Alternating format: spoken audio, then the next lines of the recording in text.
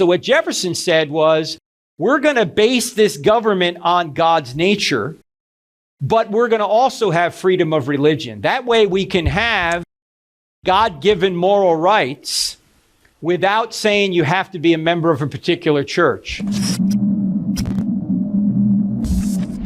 So all my legal classes tell me that laws are made to set the minimum standard of acceptable behavior. All laws are made in what way? To set the minimum standard of acceptable behavior. Okay. That you shall not kill, you shall not steal. Right. Anything higher would be actually dangerous, to assume that you have that knowledge to actually create or interpret a law beyond the minimal standard, that it can trample on freedom.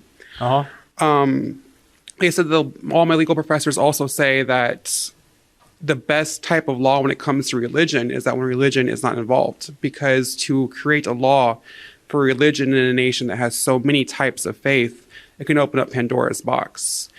Yeah, for some reason, my professor thought she was funny and put me on the opposite side of this argument for a project, and I have no clue where to begin to even argue against it. What position does she want you to take? To argue that laws should incorporate religion matters. Should incorporate religion. Yeah. Okay, well, that's a moral position right there. Why are you saying it should or should not incorporate religion? By what standard would you say that? Okay. Right? Yeah, that's the first thing you want to ask. Okay. I think our country had the perfect balance.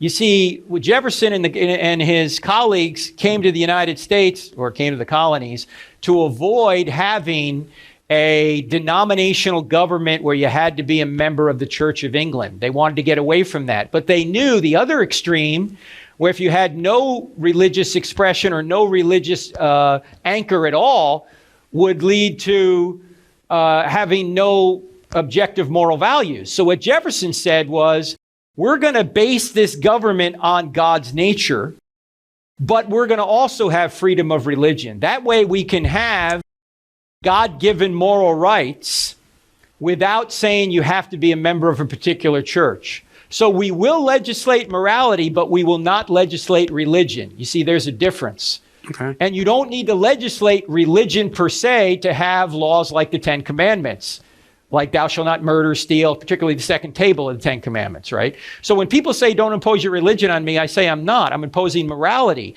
Now, those two come from the same source, God, but every government has to ground its its laws in some sort of moral principle. What moral principle are you going to ground it in? Why don't we ground it in God's nature and still allow religious freedom? That would be the route I would take. Okay.